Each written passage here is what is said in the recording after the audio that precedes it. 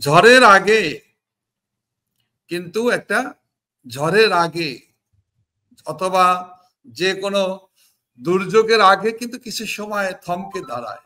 আমি মনে করি আমরা বাংলাদেশের মানুষ এই দখলদার ইউনূস সরকারের এই কর্মকাণ্ডের বিপক্ষে মানুষ বসে থাকিনি। আওয়ামী নেতা কর্মীরা স্থবির হয়ে গেছে এরকমটা ভাবার কোনো কারণ নেই।